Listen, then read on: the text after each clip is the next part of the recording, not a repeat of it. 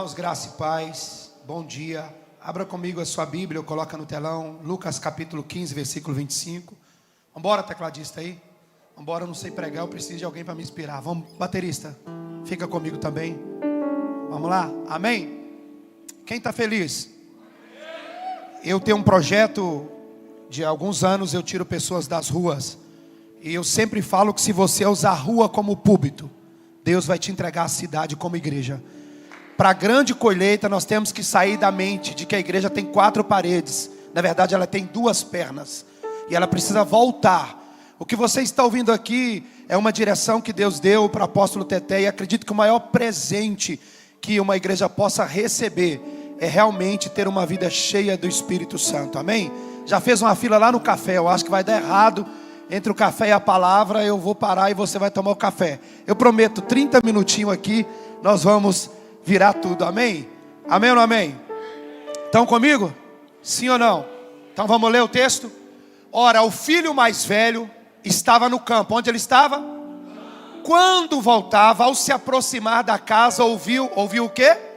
Músicas e as danças. Vamos lá, pode passar. Chamou um dos criados ou dos servos e perguntou: o que está acontecendo? Pode passar. E ele informou: veio teu irmão e o teu pai mandou matar o bezerro cevado, porque o recuperou com saúde, ou o filho que estava perdido voltou. Ele se indignou e não queria entrar. Só, por favor, coloca aí grifado, ele não queria entrar. Saindo, porém, o pai, quem saiu? Procurava conciliá-lo. Pode passar? Mas ele respondeu a seu pai: há tantos anos te sirvo, sem jamais desobedecer um dos seus mandamentos, e nunca me deste um cabrito sequer para me alegrar com os meus amigos. Pode passar? Vindo, porém, esse teu filho que desperdiçou os teus bens com prostitutas, tu mandaste matar para ele o novilho cevado? Então lhe respondeu o pai: meu,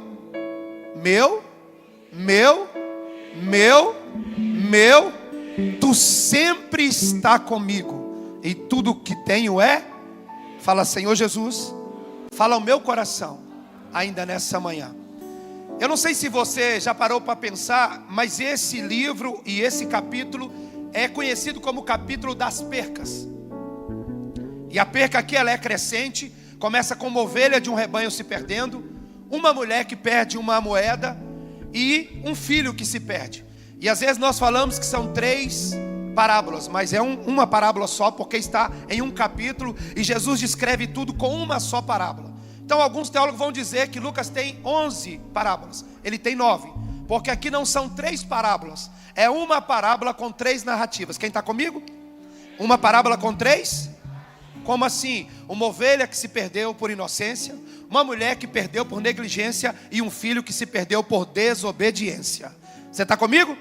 Amém? Uma ovelha que se perdeu por inocência, uma mulher que perdeu por negligência, e um filho que se perdeu por desobediência. E todos nós conhecemos, sim ou não? O texto vai dizer que a ovelha, o pastor foi atrás. A mulher, ela foi lá e buscou recuperar a sua moeda, sim ou não? Mas o filho, o pai não vai atrás. Me pergunta por quê? É porque a gente sabe, e o nosso pai sabe, que a gente conhece o caminho de volta. Amém? Nós conhecemos o caminho de volta. E esse seminário, a grande colheita, é um caminho de volta. De volta ao quê? Às origens daquilo que a igreja nunca deveria ter perdido: a paixão pelas suas vidas. Eu tenho um projeto dentro da Cracolândia, e eu nunca vou me esquecer da primeira prostituta que eu ganhei para Jesus. Ela olhou para mim, e eu tinha R$1.700 no bolso, dentro da Cracolândia, e Deus falou comigo: dá todo o dinheiro para ela. Quando eu entreguei o dinheiro, ela olhou para mim e disse: o senhor não é pastor, o senhor é um pai. Eu posso te chamar de pai? Eu falei: claro. E ela começou a me chamar de pai e foi para a porta da igreja. E alguém começou a dizer: mas como que uma ex-prostituta fica na porta da igreja? Um dia, voltando de Manaus, ela me ligou e disse: pai, só está em casa. Eu falei: tô, minha filha, estou cansado, voltando. Preguei 5 vezes aqui na madrugada. Não, eu estou indo na sua casa rapidinho. Eu falei: minha filha, não, pai, é rápido. E ela chega lá em casa numa Mercedes com um cara que eu nunca vi. O cara olhou para mim e disse: pastor, eu vim aqui para pedir a mão dela em casamento.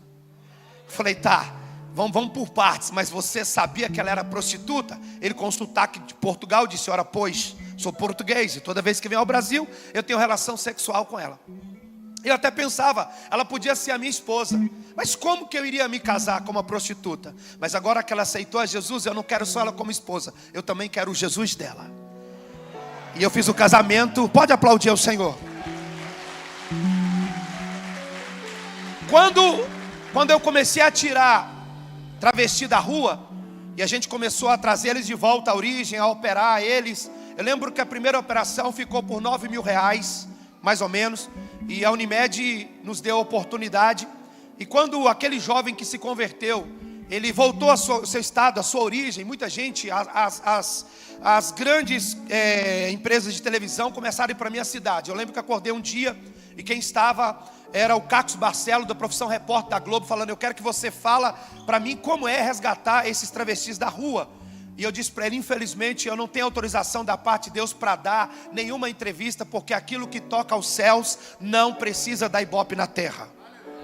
E eu comecei a resgatar muitos, mas eu comecei a observar que a igreja, ela tem que tomar muito cuidado, porque de alguma forma ela ainda tem alguma resistência para trazer de volta quem estava perdido. Só que na verdade, nós lemos um texto, e o filho mais velho, o primogênito, quem, meus irmãos? O filho mais? Ele voltou do campo. Então vamos pensar, e a Bíblia é bem clara, que esse filho estava trabalhando. Ele estava fazendo o quê? Então olha aqui para mim. O Senhor vai dizer em Apocalipse: eu conheço as tuas obras. A igreja do Apocalipse estava trabalhando. Mas esse jovem, quando chega do trabalho, ele vai ouvir músicas e dança. O que ele vai ouvir? E ele chama um outro servo e faz uma pergunta: o que está acontecendo? E o servo vai dizer: o seu pai está se alegrando. Ele matou o bezerro, o cevado, o novilho cevado, porque o seu irmão que estava perdido foi encontrado. Então o texto vai dizer que ele não quis entrar na casa. Ele não quis o quê? Mas a casa era de quem? Vamos lá. De quem que era a casa? Tá, a casa era do? Ele não quis entrar na casa do? Tá, mas quando a gente pega a casa no hebraico, Bet, vocês estão bem, gente? Rapidinho, vou dar algumas informações e a gente voa, a gente decola daqui a 10 minutos, pode ser? Aí você vai perder o rumo de casa. Vamos lá? Então entrou na casa do? Só que quando você pega a casa no hebraico, Bet, você vai poder ver algumas coisas que tem a conotação dessa palavra. Primeiro, templo. Alegrei-me quando me disseram: vamos à casa do Senhor. Está falando do quê? Do templo, da volta para Jerusalém. Amém? Quando a Bíblia fala de casa, ela também fala de família. Fala de quê? Família. Mas quando a Bíblia fala de casa, ela também fala da presença. A casa é a presença. Amém? É onde o Todo-Poderoso Adonai, o Eterno, se manifesta. Então esse jovem não quis entrar Então só queria que você pegasse comigo alguma das coisas aqui, que às vezes você está dentro da igreja, mas não entra na presença. Vocês estão comigo, gente? É por isso que às vezes, com todo respeito ao café, a gente prefere um café do que a palavra, porque muitos estão na igreja, mas não estão E eu entendo da fome, mas eu também passei fome muito tempo jejuando. Acho que é por isso que eu não troco um café Só que quando o filho descobre que o irmão... Vocês estão aqui, gente? Entrou, ele então não entra na presença. Só que a Bíblia vai dizer que dentro da casa, me ajuda o baterista, me ajuda o tecladista aí. Troca, cadê o outro teclado? Cadê o outro tecladista? Vamos junto, vai lá. Sem desprezar você, mas vamos com a banda já inteira de uma vez. Pega aí, varão. Fica de pé. Vamos lá, agora eu começo. Não, só você, só eles ali. Só os irmãos da música comigo. Pode ficar. Então ele não entrou mas lá dentro havia músicas e... Eu vou a Israel há 18 anos. É impossível você estar em Israel e você não ouvir a adoração, música aí. Então se eu não entro na presença, pode ser que eu não seja um adorador. Porque é isso que o diabo quer. O diabo quer você na igreja, mas quer você fora da presença. Porque verdadeiro adorador não é quem vem para o culto, não é quem bate carteirinha, é quem entra na presença e celebra o rei. Não. Deixa eu fazer uma pergunta: você veio para a igreja ou você veio para a presença? Eu vim pregar nessa manhã para quem veio para a presença. Alguém veio para a presença? Alguém ama a presença? Alguém desfruta? Não.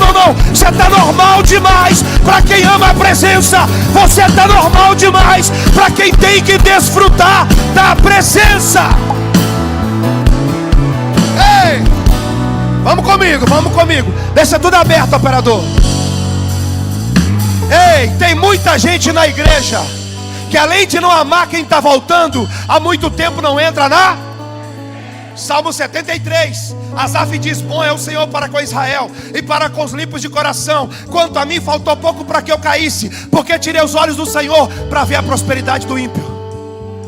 Qual é o problema dessa geração? É que você bate carteira na igreja, você é até pastor, e o pior são os pastores, é que querem que os outros entrem na presença, mas está como Eli, sentado na cadeira do lado de fora. Desculpe, irmão, eu sou o pior pregador de aniversário. Eu estou vendo uma geração buscando estratégia, mas não consegue entrar na presença. Eu estou vendo uma geração, irmãos, que quer ver a obra de Deus avançar, mas sem a presença. Veja bem, se você observar, pastor Sinfrônio está aqui com uma estratégia, Ramon está com uma estratégia, eu tenho uma estratégia, mas as nossas estratégias só funcionam se tiver a presença. Se tiver a presença, ei, o que vai fazer a tua igreja crescer? Olha, Apolo plantou, Paulo regou, mas quem dá o crescimento é o dono da presença. É o dono da presença. Alguém veio para a presença? Não, você está normal demais para quem veio para a presença.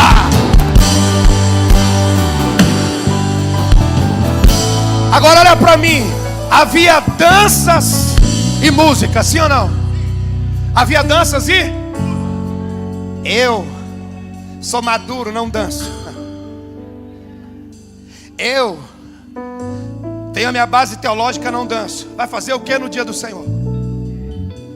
Nós estamos no ano 24. Que ano?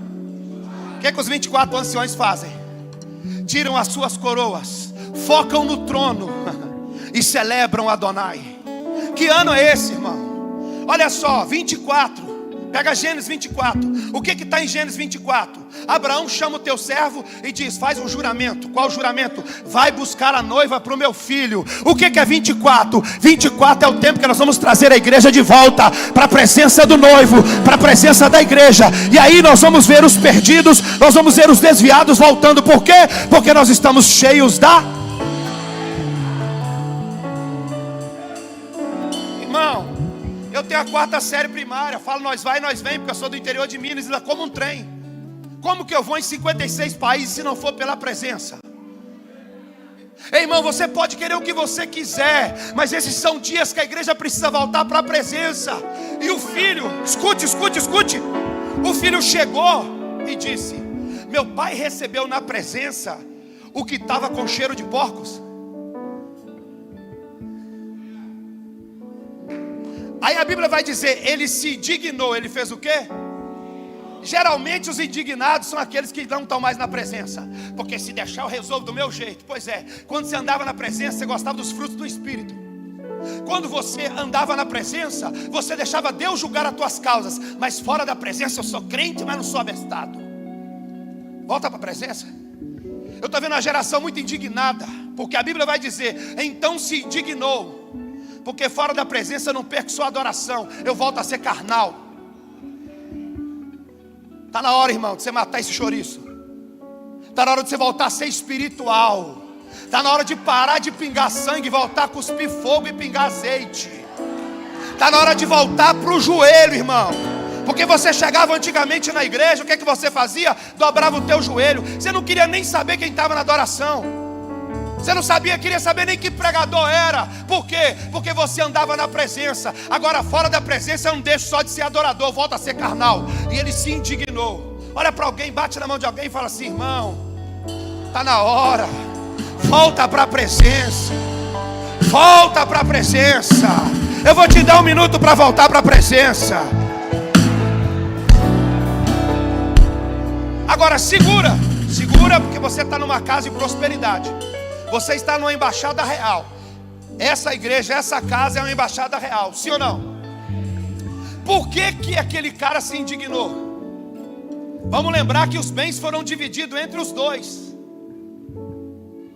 O filho pediu e foi embora, mas o bem foi dividido entre os... Segura, porque Jesus está pregando para 2 classes aqui. Amém, irmãos? Está pregando para aqueles que se acham muito sábios, que são os doutores da lei, mas também está falando de quem? Dos publicanos, que eram os traíras da época. Estão comigo? Mas a herança foi dividida em partes. Só que quando o filho volta, vai dizer assim: o pai se levantou. O pai fez o quê? Correu e abraçou o filho.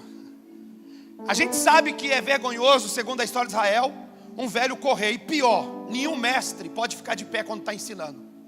Ele se assentava na cadeira de Moisés para respaldar o seu ensino. Por isso, quando Jesus prega também, Lucas diz: porque ele me ungiu. E ele se assenta, vão dizer: não, esse cara está dizendo que ele é quem? E vão tentar matá-lo. Então o pai fica de pé e corre até o filho, sim ou não? Mas ele vai dar para o filho o quê? Roupas novas, sandálias novas e um anel. Lembrando que ele não tinha mais nada, então aquilo não estava guardado. Algumas coisas na Bíblia eram únicas. Sandália era única, roupa era única e o anel era único. Então tudo que ele tinha ele perdeu. Então agora o pai está dando para ele sandálias, o pai está dando vestes, está dando Lembrando que o anel era usado para quê? Para que você pudesse firmar contratos. Amém? Se fosse um rei, qualquer protocolo real, ele pegava uma cera quente, pegava o seu anel e ali estava a sua assinatura. Se fosse um empresário, ele pegava o seu anel e ali firmava a sua assinatura. Então o pai está dando para ele de volta um crédito. Por que o filho que estava em casa se indignou? Me pergunta por quê? Porque agora ele começou a pensar: o meu irmão gastou tudo e ainda ganha mais? Qual é o problema dele? Competição. Não, foram divididos direitos iguais. E agora ele chega sem nada e ganha mais. E deixa eu te lembrar, quem está comigo? Quem está comigo? O pai gritou assim quando ele volta para casa: traz o melhor. O que o pai gritou? Mais forte. Mas o melhor para o pior.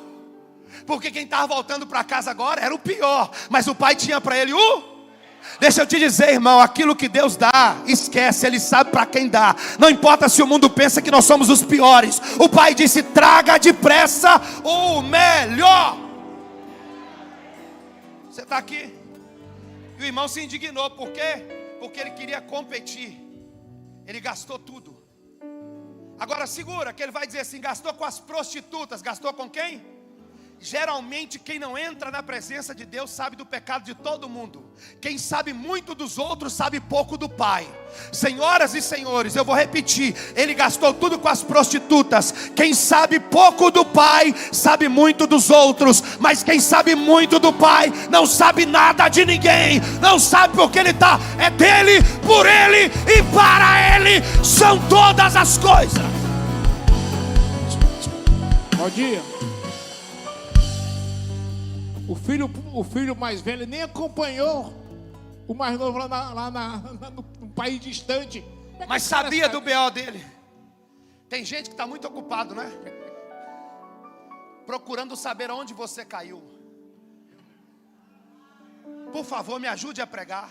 Vou te dar uma oportunidade. Sai daquele grupo que só tem fofoqueiro, que sabe do pecado de todo mundo, mas não sabe de nada de Deus. Porque quem sabe muito dos outros sabe pouco do Pai. Eu não vim pregar para fofoqueiro, eu vim pregar para profeta, eu vim pregar para evangelista, eu vim falar para a geração da última colheita.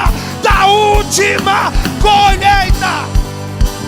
Fica de pé no seu lugar. Outro dia eu prego de verdade. Fica de pé no teu lugar. Pega na mão do santo. Pega na mão do santo, da santa. Vamos unir os corredores. Olha para mim. Mas eu te falei para me lembrar de algo. Lembra? Olha para mim. Olha para mim. Deixa eu subir aqui. Deixa eu olhar no teu olho. Eu disse para você me lembrar de algo. O que eu te pedi para lembrar? O filho está do lado de fora. Onde o filho está? Quem sai para encontrar ele? Deixa eu te falar. Oportunidade para evangelizar é sua. Mas se você não for, o pai vai. O pai vai porque eu vou em países muçulmanos que ninguém pregou o evangelho para alguns amigos meus. E eu perguntei: como é que vocês se converteram? Jesus apareceu para mim. Se você está acostumado com a festinha dentro de casa, é bom adoração, irmão, é bom congresso, mas olha aqui para mim, quem saiu para fora foi Então olha para mim e diga: meu irmão, se eu fosse você, eu já saía daqui para trazer mais um. Para trazer mais um. Porque se você não for, o pai vai trazer.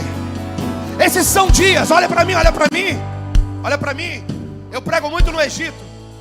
E lá no Egito eu conheci uma família que se converteu. E eu falei: como é que vocês se converteram, apóstolo? E eles falaram: é o seguinte, a gente trabalhava no cemitério do Cairo. E aí todos os dias eles pegavam um cristão que se convertia e colocavam no túmulo. Só que o túmulo é como uma casinha lá no Egito. E aí pegaram uma mulher e 2 crianças e colocaram dentro do túmulo, porque era cristã. Esse cara que se converteu era o coveiro, só que trabalhava no turno da noite. Então ele passava e ouvia a mulher e as crianças. Ele falou: estou ficando doido. 1 mês, ouvia as crianças chorando. 2 meses as crianças chorando. Chamou o chefe do cemitério e falou: rapaz, o senhor não vai acreditar, mas eu estou só no turno da noite. Quando eu passo no túmulo daquela mulher cristã com os 2 filhos, eu estou ouvindo as crianças. O cara vai e disse: amanhã você vem, eu vou no seu turno amanhã. O chefe vai e ouve as crianças também. Manda chamar alguém e abre. Quando abre, as 2 crianças estão vivas. Chama logo o legista que estava ali também de plantão. Ele põe a mão no corpo da mulher e disse: parece que ela morreu tem alguns minutos. Ele disse: não pode, tem mais de 3 meses que ela está aqui. Aí pergunta para a criança: filho, como é que vocês estão vivos? Eles disseram: o homem de branco vinha à noite, acordava a mamãe, ela dava de amamentar e a gente ficou vivo. Ele disse: como que se chamava o homem de branco? O pequenininho disse: Yeshua. Ei, o pai saiu, e deixa eu te dizer, assim como foi nos dias de Noé, será na vinda do Filho do Homem. Casavam e se davam em casamento, até que Noé entrou na arca. O que é isso? Deus está dizendo: a festa é boa, a casa é boa, mas tudo que eu estou fazendo aqui dentro é para que vocês possam sair e levar a presença do Pai para Manaus, para o Brasil e para as nações da terra. Alguém crê? Segura. Mas quando o pai sai, quem está lá fora? O mais velho, quem está lá fora? E ele vai dizer: o senhor nunca me deu um bezerro cevado. Sabe qual é o problema de quem está fora da presença? Não sabe nem o que pedir. Por isso que muita gente vem no seminário Jeová Jiré e não prospera. Sabe por quê? Ele veio para o seminário, viu tudo que o Teté faz, mas ele só esqueceu de uma coisa: o Teté não começou pregando sobre Jeová Jiré. Eu venho aqui há 19 anos, faz 20 agora, o próximo ano. 40 dias aqui na presença. Na presença. Na presença. Na presença. A madrugada agora é conhecida no mundo. Como ele disse, eu fui um dos primeiros a vir. Hoje, graças a Deus, tem muita gente. Mas a marca dessa casa não é só o recurso que Deus entrega na terra, é a forma que esse homem toca os céus. Estão comigo? Amém ou não amém? Só que ele vai dizer para o pai assim: escute essa, e continue me amando, se é que você me ama. Eu trabalhei para o Senhor a vida toda e nunca desobedeci os seus mandamentos.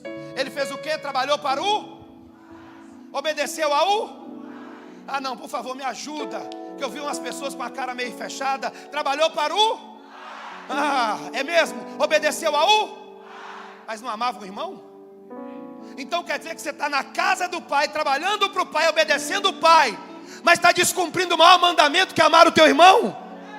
Deixa eu te falar, troca esse sorriso, cara amargurada.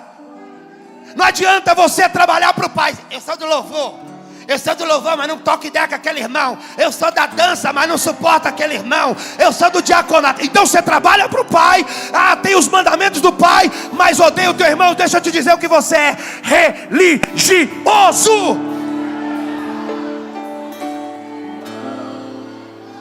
Eu conheço a palavra, mas não converso com Bertano. Não tem aqui não, tá, pô? Só tem Patinga. Eu danço, mas não converso com fulano. É?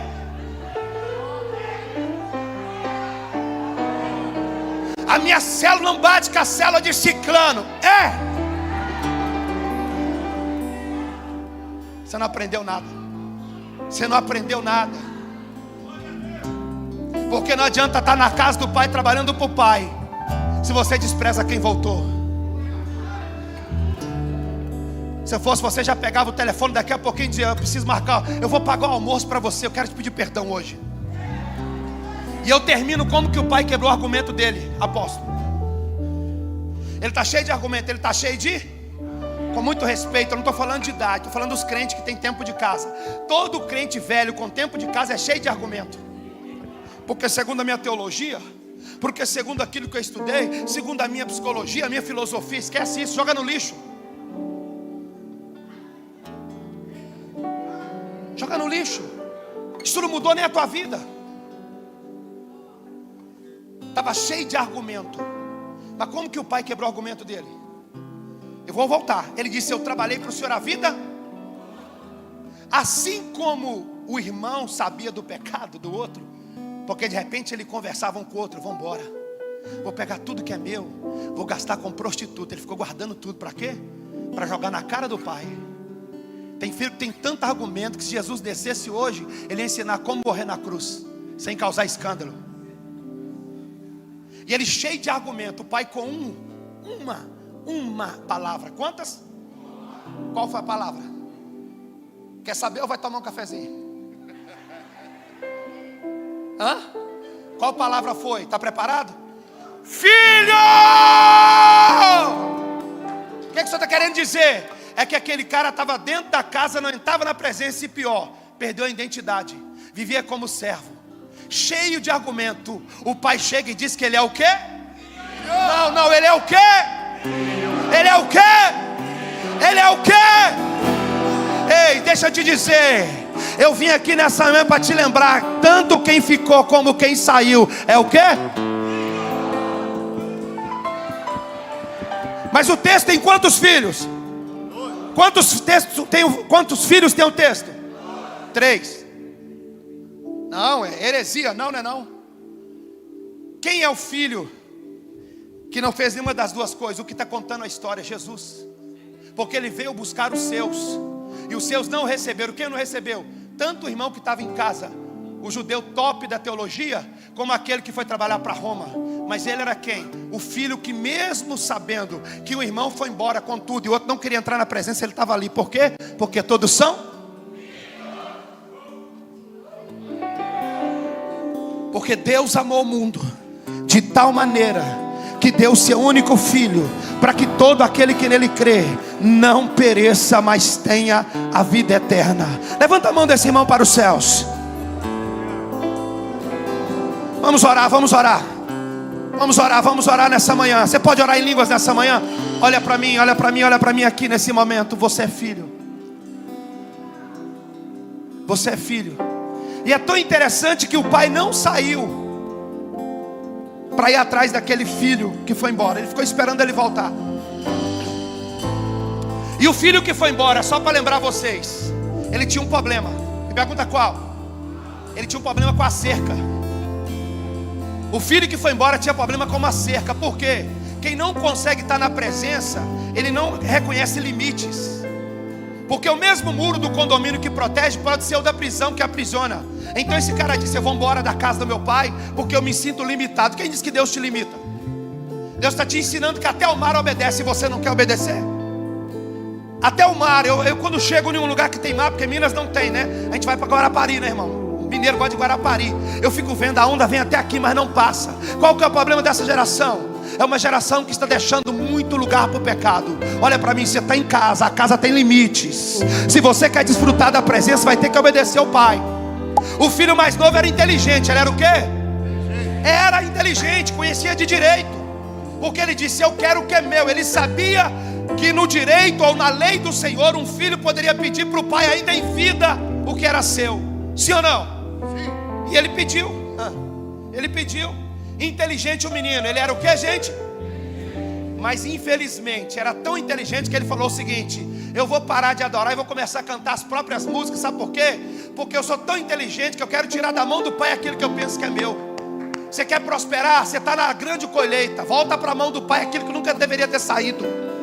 Porque o negócio não é ser inteligente, não é ter a melhor mensagem, é saber se você continua na mão do jardineiro, na mão do Todo-Poderoso. Ei, olha para mim, era pouco 5 pães e 2 peixes, era até botar na mão de Jesus. O que aconteceu? Ele abençoou, multiplicou e devolveu. O que é o seminário da grande colheita? Jesus dizendo: volta, volta para as minhas mãos, volta, porque essa é a estação da colheita, da grande colheita. Deixa eu dizer aqui, meus irmãos, Deus entregou ferramentas e vai continuar entregando, mas nós precisamos também da presença. Alguém aqui crê? Alguém crê? Vamos adorar, vamos adorar. E vem fazer o que nenhum homem fez, vem fazer o que a história nunca viu, vem cumprir o descrito em Joel. Aviva, peça pra ele, diga. E vem fazer o que nenhum homem fez, vem fazer